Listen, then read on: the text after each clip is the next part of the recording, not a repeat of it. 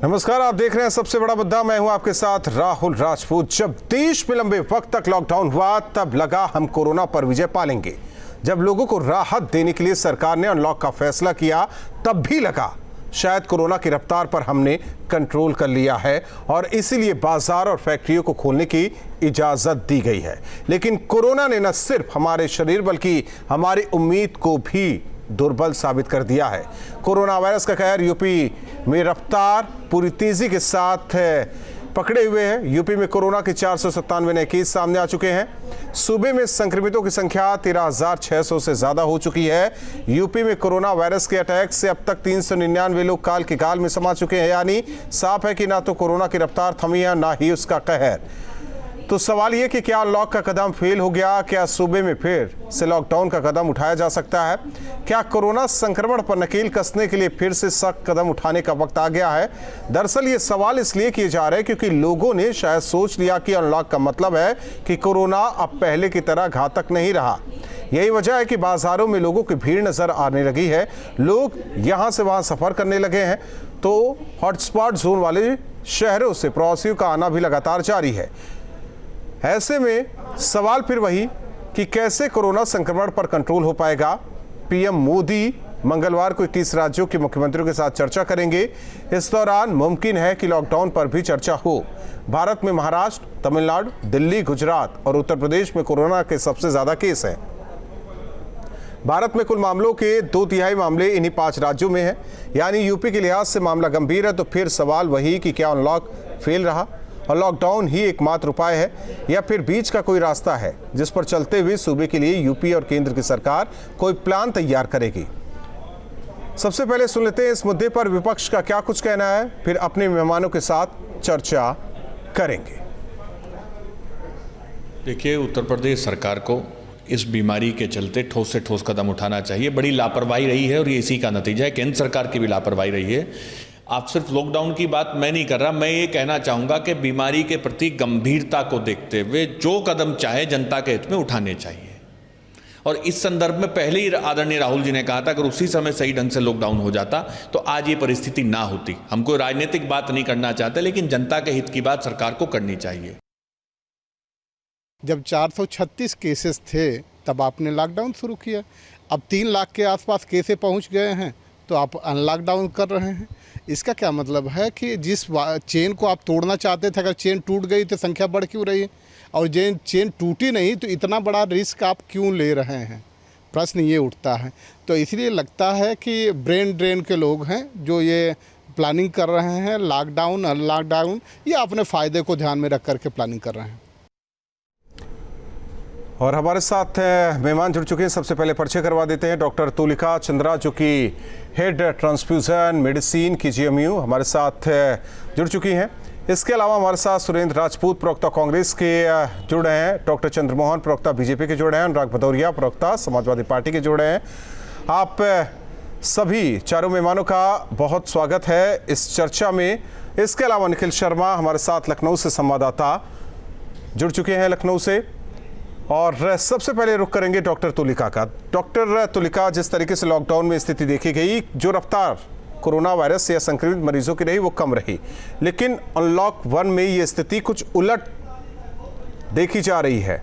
तो ऐसे में सबसे पहले आपसे जानना चाहते, क्योंकि हम अपने जो भी पॉलिटिकल पार्टी के प्रवक्ता हैं, स्पोक्स पर्सन है, उनके पास जाएंगे, लेकिन उससे पहले समझना चाहते ज़रा दर्शकों को समझाइए कि इसके पीछे वजह क्या है कि रफ्तार कोरोना वायरस केस बहुत तेजी के साथ बढ़ रहा है। देखिए, ऐसा है कि जो लॉकडाउन का कारण ये नहीं था कि शायद हम कोरोना को रोक लें। लॉकडाउन का कारण ये था कि हम अपने जो मेडिकल हेल्थ केयर सिस्टम को इतना सुदृढ़ करने कि हम उस बीमारी से लड़ने के लिए संभव हो जाए, मतलब समर्थ हो जाए जी। क्योंकि लॉकडाउन से बीमारी नहीं रुकेगी, पहली बात।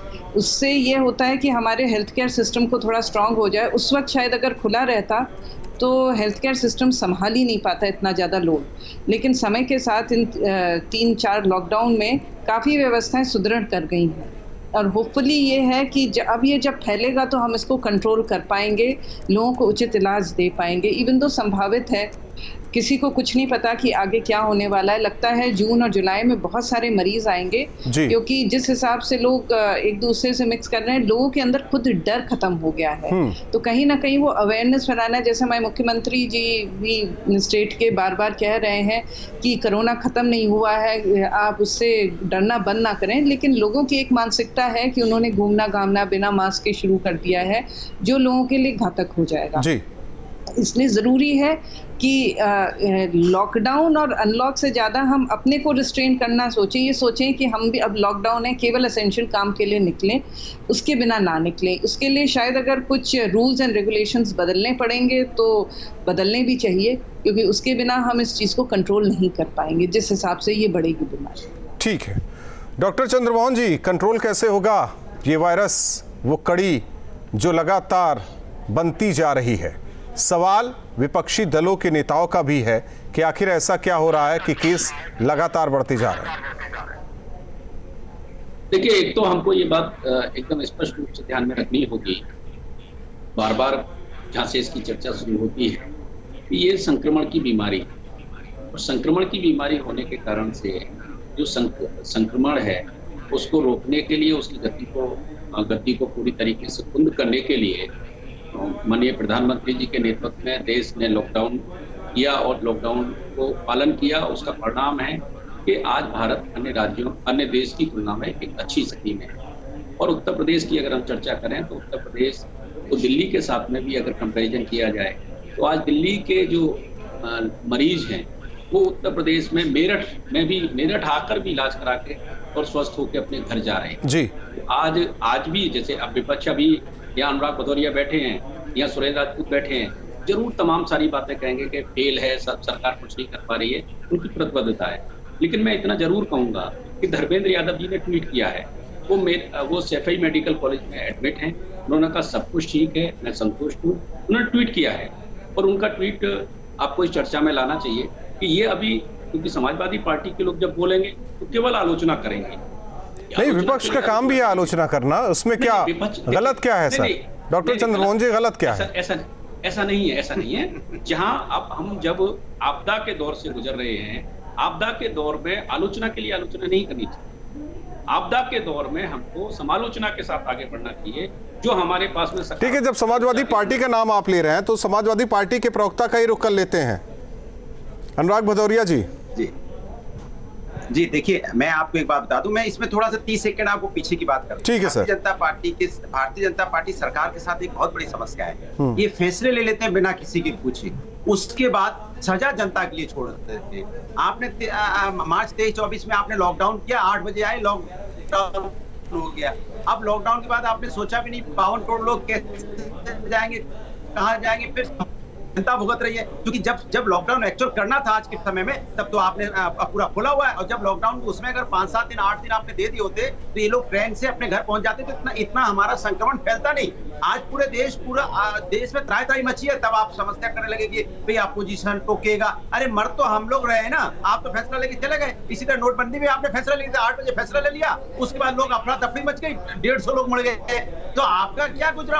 हमारी भारतीय जनता पार्टी क्या जाता है, आप फैसले लेने समय आप जनता को कॉन्फिडेंस में लेते नहीं हो, मैंने आपको धर्मेंद्र यादव आप सोचते नहीं हो, जनता को आप पूछते नहीं हो, आप मैं आपसे धर्मेंद्र यादव पूछ रहा हूं, नहीं बोल रहे हो। आज की धर्मेंद्र यादव ने जो ट्वीट किया उसके बारे में बोलोगे कि नहीं बोलोगे? आपका एक शब्द नहीं है बोलने के लिए। कंट्रोल कर लिया धर्मेंद्र यादव सरकारी व्यवस्थाओं का, सरकार के चौथे नंबर पे है, और 2 दिन दूर नहीं, जिस तरह से आपने बोलोगे कि नहीं बोलोगे?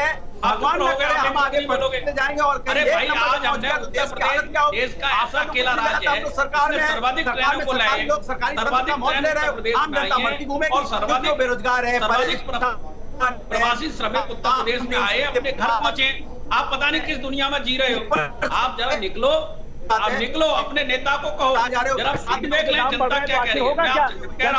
मैं आपको जो बात कही है, मैंने मेरठ मेडिकल कॉलेज की जो बात कही है अनुराग भदौरिया, वो मेरी बात नहीं है, वो मीडिया रिपोर्ट है, कुछ जानकारी कर लिया करो। जहाँ पे इतना कोरोना काल में लोग परेशान हैं, आर्थिक रूप से, शारीरिक रूप से, मानसिक रूप से लोग परेशान हैं। आप डीजल पेट्रोल की कीमत बढ़ा रहे हो, लास्ट 7 दिन हो गए डीजल पेट्रोल की कीमत बढ़ाते हुए, डीजल पेट्रोल की कीमत कम है। समाजवादी चर्चा में सुरेंद्र राजपूत जी को भी शामिल कर लेते हैं। कि आप समाजवादी पार्टी सुरेंद्र राजपूत जी, सब कुछ बम बम एक तरीके से कहे, उत्तर प्रदेश में सब कुछ बेहतर है, आपदा है, संक्रमण है, इतना तो होना ही है, रफ्तार पर ब्रेक तो नहीं लगा सकते, लेकिन इसी रफ्तार के साथ जीना होगा। देखिए, दो बातें हैं राहुल भाई जी। नंबर एक तो जो अभी डॉक्टर तुलिका ने कहा, मैं डॉक्टर तुलिका को याद दिलाना चाहता हूं कि कल मैंने एक आदरणीय प्रकाश जावड़ेकर के, हमारे प्रधानमंत्री हैं, डॉक्टर चंद्रमोहन के लिए भी है और डॉक्टर तुलिका के क्या नाम, डॉक्टर प्रकाश जावड़ेकर साहब ने कल एक क्या नाम इंटरव्यू दिया, वो मैंने देखा, तो उन्होंने कहा कि 30 जनवरी को पहला, ये मेरी आवाज मुझे ये कराइए। ठीक है, ठीक करा रहे हैं सर, आप बोलते रहिए। कैसे आवाज अपनी कान में आती है राहुल भाई, आप समझ सकते हैं, आप तो कुछ काम कर रहे हैं। मैं अपनी पूरी बात करूं जी। तो प्रकाश जावड़ेकर साहब का इंटरव्यू था और हाई कोर्ट प्रकाश जावड़ेकर के बिहाफ में, उन्होंने कहा कि 30 जनवरी को पहला केस था हिंदुस्तान में, और उसके एक महीने पहले से आदरणीय प्रधानमंत्री नरेंद्र मोदी जी हम लोगों को कोरोना के बारे में सचेत करते थे मंत्रिमंडल, हाई कोर्ट कोट अनकोट कर रहा हूँ जी जी। अब प्रश्न यहाँ पर ये उठता है कि एक महीना यानी दिसंबर से अगर आदरणीय प्रधानमंत्री जी मंत्रिमंडल कर रहे थे सजग, तो देश को क्यों नहीं सजग कर रहे थे और देश की क्या नाम स्वास्थ्य व्यवस्थाओं को क्यों नहीं कर रहे थे? तो क्या ये क्रिमिनल एक्टिविटी नहीं है? क्या ये आपराधिक कृत्य नहीं है प्रधानमंत्री और सरकार के दम पर कि प्रकाश जावड़ेकर कह रहे हैं कि 30 जनवरी से एक महीने पहले से आदरणीय प्रधानमंत्री कह रहे थे कि कोरोना आ रहा है, बहुत बड़ी महामारी, हमें तैयार रहना होगा, और जब तक पंजाब से पूछिए, आप महाराष्ट्र से पूछिए, जो एडवाइजरी थी उसमें लगातार बताया जा रहा था पतंगड़ मत बनाओ, व्यवस्था जो है सरकार जो फैसले लेती है, पहले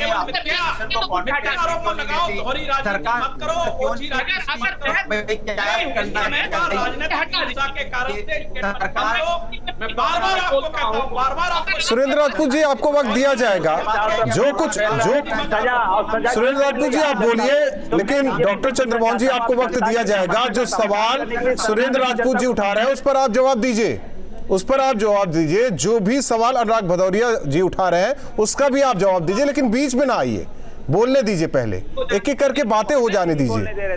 विपक्ष क्या जानता है, क्या कहना चाहता है, जरा इस चर्चा के दौरान इसे भी सुनना बेहद जरूरी है सबके लिए। उनको पता है कि सही बात बताएगा तो भारतीय जनता पार्टी हल्ला मचाएगी, जिससे जनता तक बात ना जा पाए, बात खत्म हो जाए, टाइम खत्म हो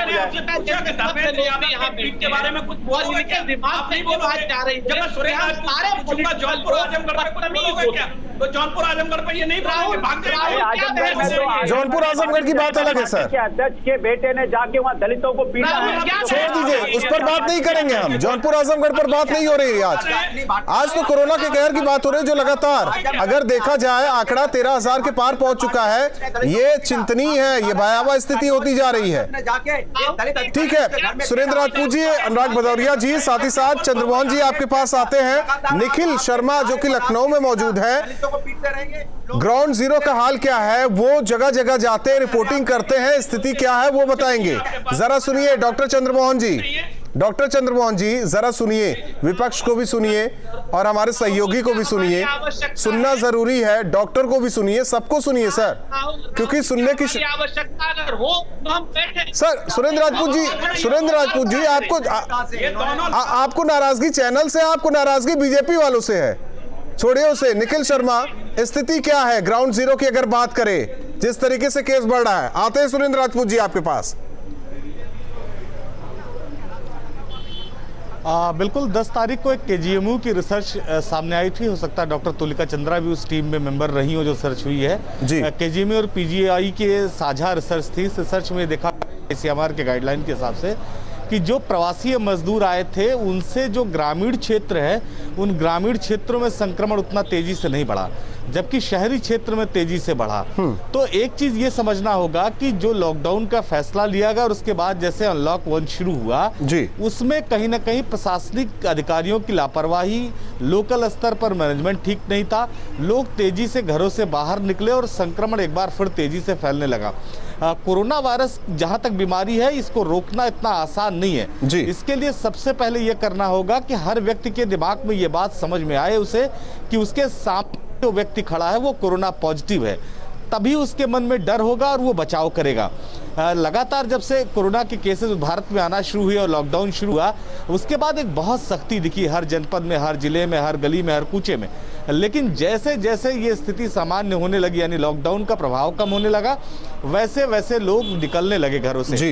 लखनऊ की बात करें, बहुत सारी बाजारें हैं, बाजारों में बड़ी संख्या में भीड़ है, सब्जी मंडियों की तस्वीर हम लगातार देख रहे हैं जी। तो प्रशासन को ये समझना होगा कि जो इस तरह के जनपद है जहां इस तरह की भीड़ें हो रही हैं, जो इस तरह के इलाके हैं, वहां पर सख्ती बरती जाए। आप समझिए कि जो रेल यातायात है, चाहे वो ट्रांसपोर्टेशन हो, चाहे जिस तरह का हो, उसमें यात्री जो है वो ढूंढे नहीं मिल रहे हैं। चाहे उत्तर प्रदेश परिवहन हो, चाहे रेलवे हो, संख्या बहुत कम है जी। परेशान, इनके खर्च नहीं निकल पा रहे। लेकिन जब उसके सापेक्ष आप शहरों में चले आते हैं तो शहरों में आपको हर गली में, हर रोड पर लोगों की भीड़ दिखाई पड़ेगी। तो उस रिसर्च से मैंने जो समझा, ये समझा कि ग्रामीण इलाकों में लोग ज़्यादा सतर्क हैं और जब लोग प्रवासी मजदूर आए तो उनको लेकर बेहतर काम किया गया, उन्हें बाहर ही क्वारंटाइन किया गया, जबकि शहरी क्षेत्र में लोग लगातार मिक्सअप हो रहे हैं। इसका कारण ये एक तो तमाम ऑफिसेस खुल गए हैं, तमाम ऑर्गेनाइजेशन, प्राइवेट ऑर्गेनाइजेशन खुल गए हैं, तो हर जगह ये स्थिति बनी हुई है।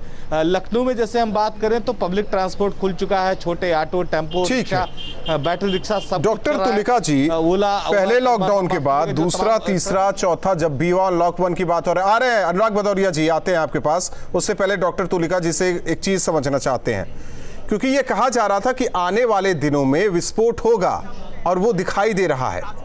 जिस तरीके से निखिल बता रहे हैं कि ग्रामीण इलाकों में वो स्थिति नहीं है, लेकिन शहरी इलाकों में ये स्थिति है, जिस वजह से केस लगातार बढ़ रहे हैं। करना चाहते हैं समाज के अंदर में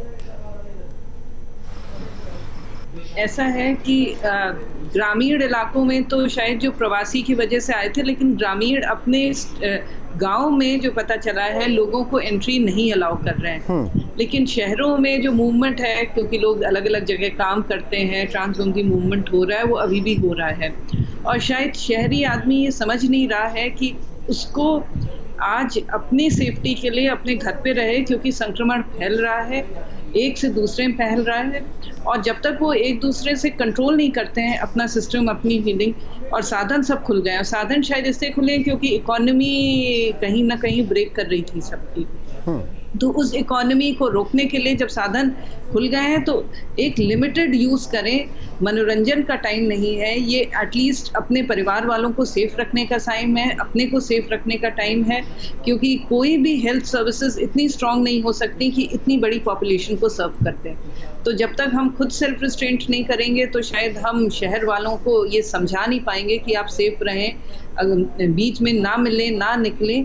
और शायद उसके लिए भी लगता है कि पुलिस की जरूरत होगी, क्योंकि जहाँ पे पुलिस का डंडा नहीं है वहाँ पे लोग डर नहीं रहे हैं। ठीक है, एक चर्चा के दौरान एक चीज समझ में आई, सुरेंद्र राजपूत जी, हालांकि अनुराग जी आते हैं। सुरेंद्र राजपूत जी, इस चर्चा के दौरान जो निखिल ने बताया और जो डॉक्टर तुलिका जी बता रही हैं कि शहरी क्षेत्रों में इजाफा ज्यादा हुआ है और मुख्यालय की बात की जाए वहां स्थिति कुछ और है, अधिकारी वहीं बैठते हैं, कर्मचारी वहीं बैठते हैं, तो फिर ऐसी स्थिति बनी क्यों? क्या कोई कम्युनिकेशन गैप आपको लगता है? जो लखनऊ से दिशा निर्देश दिया जा रहा है वो जिला मुख्यालयों तक नहीं पहुंच पा रहा? देखिए, दो बातें राहुल बड़ी स्पष्ट है। कहते हैं ना कि रस्ते को भी दोष दे, आंखें भी कर लाल, चप्पल में जो कील है पहले उसे निकाल। जब तक आप रूट कॉज पे नहीं जाएंगे, जब तक आप ये सारी चीजें कह नहीं सकते। आप देखिए ना, प्रकाश जावड़ेकर स्पष्ट रूप से कह रहे हैं कि दिसंबर में हमें पता चल गया था कि महामारी आ रही है। तो दिसंबर, जनवरी, फरवरी ये भारतीय जनता पार्टी नरेंद्र मोदी जी क्या कर रहे थे, उस बात का अगर आपको जवाब दे तो लॉकडाउन और स्मार्ट लॉकडाउन और ये अधिकारी क्या गाँव का शहर की आवश्यकता ही नहीं पड़ेगी जी। अगर प्रकाश जावड़ेकर के क्या नाम बयान का आधार माने, जो कि केंद्रीय मंडल के सदस्य हैं और उन्होंने आधिकारिक रूप से कहा है, नरेंद्र मोदी कह रहे थे 1 महीने 20 जनवरी के पहले 1 महीने से कि कोरोना महामारी आ रही है, तो आखिर हमने अपने स्वास्थ्य को किया और पहले लॉकडाउन का निर्णय क्यों नहीं लिया? हमने स्मार्ट लॉकडाउन का निर्णय क्यों नहीं लिया? प्रवासी मजदूरों को अपने घर क्यों नहीं पहुंचाया? और हमने जब आपको केसेस थे तब संपूर्ण लॉकडाउन किया, और जब 2 लाख से ज्यादा केसेस थे तब संपूर्ण अनलॉकडाउन कर दिया। स्मार्ट लॉकडाउन कुछ भी नहीं है। ठीक, जैसे कह रही है कि आवश्यकता पड़ने पर काम किया, खैर आवश्यकता के कर रही है, लेकिन आपने कभी तो इकोनॉमी को ठप करने का काम किया। ठीक है, कभी आपने सुरेंद्र राजपूत जी, अनुराग भदौरिया जी कुछ कहना चाहते हैं काफी देर से। आपको एक चीज बता दूं कि उत्तर प्रदेश के अंदर में ऐसी चलाई गई, अच्छा मैं बोलूं उत्तर प्रदेश के अंदर में या भारतीय जनता पार्टी की सरकार जहां भी है, इनका आपको चरित्र एकदम अलग दिखाई देगा। ये अपने क्या होता है आजमगढ़ में इनके जो भारतीय जनता पार्टी के अध्यक्ष चंद्रमोहन जी आपके पास आते हैं, पहले बोलने दीजिए। दलितों को पीटते लेकिन अनुराग भदौरिया जी को बोलने दीजिए सर, इत्मीनान से आप। कन्नौज में इनके ठीक है, दलित अधिकारी कुछ को घर में घुस के पीटते ना, एनएस से लगता है ना उस पर रासुका लगता है, और फिर दूसरे जिलों में कहीं कुछ हो जाएगा तो राजनीति करने आ जाएंगे। ये भारतीय जनता पार्टी कोरोना काल में भी, जहाँ कोरोना काल में लोग परेशान है, त्राही है। एक देखिए, एक न्यूज कहीं दिखाई देती है, डीजल पेट्रोल की कीमत रोज बढ़ रही है, 7 दिन से लगातार बढ़ रही है, लेकिन इनके मुंह में दही जम गया है, ये कुछ नहीं बोलेंगे क्योंकि कोरोना काल में लोगों के पास रोजगार नहीं है, धंधा नहीं है, काम नहीं है। आप बताइए, महंगाई बढ़ाने में आप लोग, इसके मतलब आप कुछ विशेष लोगों को फायदा पहुंचाना चाहते हो, गरीबों के साथ नहीं हो। आप हॉस्पिटल में देखो, प्राइवेट हॉस्पिटल में अगर आप कोरोना का इलाज कराने जाइए 8 लाख 20 लाख 30 लाख का बिल बनता है। क्या सरकार कैपिंग नहीं कर सकती उत्तर प्रदेश सरकार कि नहीं है? आप इससे ज्यादा बिल नहीं बना सकते, 5000 से ज्यादा आप एवरीडे बिल नहीं बना सकते, क्यों? गरीब आदमी इलाज कैसे कराएगा? मैंने लूट मची हुई है, और आप कह रहे हो कि नहीं मैं गरीबों के साथ हूं, आम जनता के साथ। अगर आप जनता के साथ हो, कैपिंग कीजिए ना, ये जो आप कैपिंग कर दीजिए, जो यहाँ लूटने में लगे 8 लाखों रुपए का बिल बना रहे हैं जो प्राइवेट हॉस्पिटल, आप उससे कैपिंग कीजिए ना। नहीं करेंगे कैपिंग। आप आपसे पूछना चाहता हूँ, क्वारंटाइन सेंटर की हालत क्या है? वहाँ पे सांप घूम रहे हैं, खाने को नहीं, पीने को नहीं, पानी नहीं, वहाँ पे लोगों के लिए रहने की व्यवस्था नहीं, लाइट नहीं, लोगों के साथ जानवर जैसा व्यवहार हो रहा है। हॉस्पिटल में क्या है? बेड नहीं, बाथरूम नहीं, डॉक्टर नहीं, पीपी किट नहीं, हेल्थ चिकित्सा लोग भागते नजर आते हैं, वहाँ कोई व्यवस्था नहीं, वहाँ भी जानवर जैसा व्यवहार। आखिर आपने, ठीक है, आप सुन लीजिए, अब चंद्रमोहन जी का जवाब भी सुन लीजिए। एक सेकेंड और, जब आपने लॉकडाउन किया था उस समय आपको तैयारियां करनी थी, आपको 1-1.5 महीना मिला था, आपको तैयारियां करके सारे वहाँ पे वेंटिलेटर सिस्टम आपको ठीक करना था, हॉस्पिटल ठीक करने थे, अपग्रेड करने थे, आपको सारी चिकित्सा लोगों को आपको तैयार करना था। तो आपके मंत्री लूडो खेल रहे थे, कोई हॉलीडे बना रहे थे। ठीक है सर, जनता पार्टी की सरकार। अनुराग भदौरिया जी अब सुन लीजिए, डॉक्टर चंद्रमोहन जी। देखिए, अनुराग भदौरिया बोलेंगे या उदयवीर बोलेंगे या कोई और सपा के बोलेंगे या कांग्रेस के बोलेंगे, उतनी गिनी चुनी बातें बोलेंगे। सुरेंद्र राजपूत बोलेंगे तो कुछ मुशायरा कर देंगे, इसके अलावा कुछ नहीं बोलेंगे। देखिए, एकदम स्पष्ट, एकदम। अरे भाई सुन लीजिए, आप नहीं सुन पाओगे, आप परेशान हो गए। देखो मैंने पूरे ध्यान से सुना है। आप कहते हैं सरकार सुनती नहीं है, सरकार सुनने को तैयार है, तो आप सुनने नहीं करते नहीं। आप सरकार सुनने के बाद सरकार को भी नहीं बोलने दोगे। आप सुन लो, सुन लो, अनुराग भदौरिया सुनो, टेस्टिंग कितनी की है? सुन क्यों नहीं रहे हो? आपने अभी क्वारंटाइन सेंटर, हॉस्पिटल, पीपी के जो सारी बातें कहनी, मैं आपसे पूछ रहा हूँ, धर्मेंद्र यादव को जानते हो कि नहीं जानते हो? धर्मेंद्र यादव कोई है कि नहीं है? धर्मेंद्र यादव नाम से कोई मरीज एडमिट है, सैफई मेडिकल बोला है, आपको पता है कि नहीं पता है? क्या धर्मेंद्र यादव को देख लो, धर्मेंद्र यादव का फील्ड देख लो, आप पहले जाके इलाज का पता करा लो। सैफई आपका नहीं है, मेडिकल कॉलेज सरकार पे आपको फूल, वहाँ पर इलाज हो रहा है, हेलीकॉप्टर भेजना चाहिए था, वहाँ पे भी फूल। फालतू की बातें मत करो, ये समाजवादी पार्टी के आलोचना के लिए अनुराग भदौरिया जी सुन लेते हैं जो तमाम आरोप लगे हैं, जो कांग्रेस की तरफ से, सुरेंद्र राजपूत जी की तरफ से, अनुराग भदौरिया जी आपकी तरफ से लगे हैं। जरा सुन लेते हैं डॉक्टर चंद्रमोहन जी कहना क्या चाहते हैं। करोड़ों रुपए माननीय मुख्यमंत्री जी ने गरीबों के खाते में दिए, इनको दिखाई नहीं दे रहे, इनकी आंखों में पट्टी बंधी हुई है, ना इनको राशन कहीं दिखाई दे रहा है, ना इनको कहीं पानी दिखाई दे रहा है, ना कहीं इनको गैस दिखाई दे रहा है। रोज के रोज बनाया, जो आज लोग इलाज हो रहा है, लोगों का अपने घर जा रहे हैं, इनको एक नहीं दिखाई दे रहा है। ये केवल और केवल विवाद करेंगे, करेंगे, फोटो खिंचाएंगे, किसी दिन कन्नौज की पूर्व सांसद चली जाएंगी फोटो खिंचाने, इसके अलावा कुछ नहीं करेंगे। अरे भैया, जनता सब देख रही है, जनता ने पहचान लिया है कि आप केवल और केवल नौटंकी मत करो, नौटंकी मत करो। अखिलेश यादव की जो नौटंकी है, ये प्रदेश की जनता ने नकार दिया है। अब आपके पास कुछ नहीं है अनुराग, पूरी तरीके से अखिलेश यादव समाजवादी के जब हॉस्पिटल आपको मिलेंगे, दलितों पर दलित बेटियों के साथ में अगर दुष्कर्म करोगे तो फांसी पे भी चढ़ाए जाओगे, और आप चाहो तो उनके साथ खड़े रहो। अखिलेश यादव उनके वकील बने। सभी मेहमानों से ये निवेदन है, चर्चा इसलिए होती है कि किसी नतीजे पर पहुंच पाए। आरोप और प्रत्यारोप का दौर यहाँ चर्चा में भी जारी रहता है। केस किस तरीके से बढ़ रहा है, उसे रोकने के लिए क्या कुछ करना चाहिए, विपक्ष क्या कह रहा है, ये सत्ता पक्ष को सुनना चाहिए, सत्ता पक्ष क्या कह रहा है, ये विपक्ष को भी सुनना चाहिए। बहुत बहुत धन्यवाद आप सभी मेहमानों का हमारे साथ जुड़ने के लिए इस चर्चा में। निखिल, आपका भी बहुत बहुत धन्यवाद जानकारी देने के लिए। हालांकि सत्ता पक्ष का कहना है कि बेहतर काम किया जा रहा है और इस संक्रमण को रोकने की पूरी कोशिश की जा रही है, जबकि विपक्ष कह रहा है कि कुछ भी काम नहीं हो रहा है, लोग परेशान हैं और कोरोना का संक्रमण लगातार बढ़ता ही जा रहा है। ऐसे में अनलॉक 1 के बाद जो केसेस बढ़े हैं, हमें आपको सतर्क रहना है, तभी इस बीमारी से हम जीत पाएंगे। सबसे बड़ा मुद्दा में आज के लिए बस इतना ही। दीजिए इजाजत, नमस्कार।